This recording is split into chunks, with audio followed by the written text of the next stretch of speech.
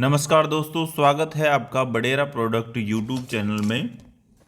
आज हम इस वीडियो में मोटिवेशनल सीरीज पार्ट नंबर 6 के बारे में बात करेंगे। आज का टॉपिक है हमारा असफलता में सफलता खोजना।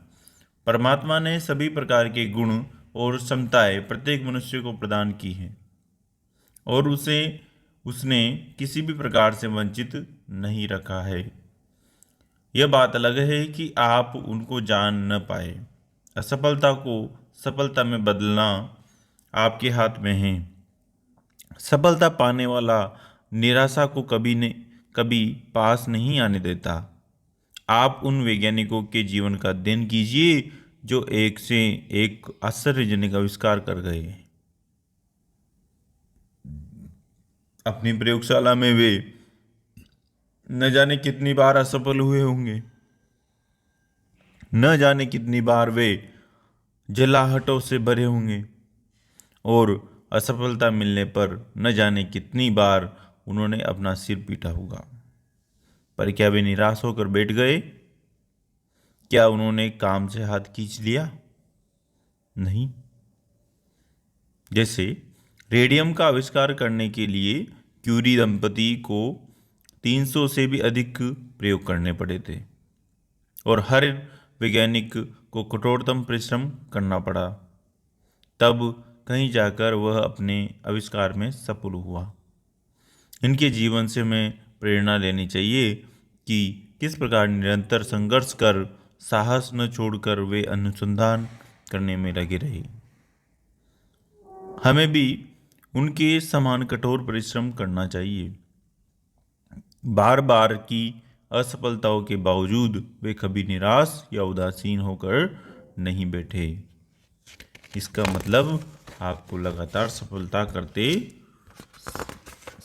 के लिए प्रयास करना चाहिए। आगे बढ़ते हैं। वैज्ञानिक अल्वा एडिसन ने अपनी आत्मकथा में लिखा है कि जब जब मेरा प्रयोग असफल हो जाता था तब तब मुझे बहुत झुंझलाहट होती थी, पर मैंने जल्द ही उस पर नियंत्रण करना सीख लिया था। मैं कभी निराश नहीं होता था तथा अपनी सफलता पर पुनः विचार करता हुआ नए सिरे से सोचने लगता था। इस प्रकार मैं कमियां तलाश करने लगता था।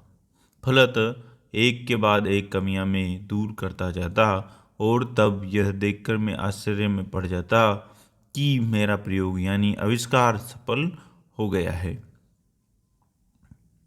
सफलता का यही रहस्य है।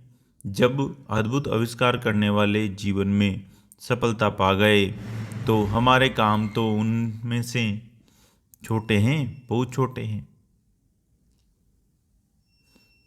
हम तो उनके परिश्रम के मुकाबले बहुत कम परिश्रम से अपना काम बना सकते हैं। संसार के बहुत से सफल महापुरुषों ने कहा है कि जब भी आप उदास होने लगे या निराशा आपको घेरने लगे तो अपना उत्साह भंग न करें। इस प्रकार आपका मन बहकने से बच सक जाएगा। आप किसी प्रकार के मनोविकार के शिकार नहीं होंगे। मन पर नियंत्रण करने का यह सबसे अच्छा कारगर उपाय है। व्यक्ति को दुर्बलताओं का पुतला माना गया है, अवगुणों की खान कहा गया है। अतः इनका मुकाबला करना प्रत्येक व्यक्ति के लिए संभव नहीं है। फिर भी प्रयास तो करना ही चाहिए। मन पर नियंत्रण अवश्य करना चाहिए। विपत्ति के क्षणों में भी सुख का अनुभव करना, विपरीत परिस्थितियों में भी मुस्कुराना समस्या का हल करना है। समस्या का हल करने के लिए तो श्रम और सुदृढ़ता अत्यंत आवश्यक है। यह एक प्रकार से ईश्वर का भजन भी है। उसकी शक्तियों को पहचानना और उसके अनुसार कार्य करना क्या ईश्वरीय प्रार्थना नहीं? हम उसके प्रति कृतज्ञता इस प्रकार प्रकट करते हैं तो वो प्रसन्न ही होता है। जैसा कि पहले भी कहा जा चुका है, अपने मन पर नियंत्रण करना परम आवश्यक है। निसंदेह मानव जीवन कठोर है, किंतु आशा की किरण रूपी लेजर बीम कठोर से कठोर बाधा को भी भस्म कर देती है।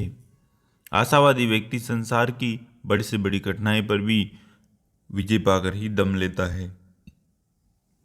इसलिए आप भी अपने मन को आशा भरे विचारों की शक्ति से बलवान बनाएं। इससे निश्चय ही आपके उत्साह और आपके कार्य की ऊर्जा में वृद्धि होगी तथा निराशा भी दूर हो जाएगी। तब आपको न केवल सफलता मिलेगी बल्कि आपके अच्छे व्यक्तित्व का विकास भी होगा। तो दोस्तों, ये हमारा टॉपिक था जिस पर हमने बात की आज।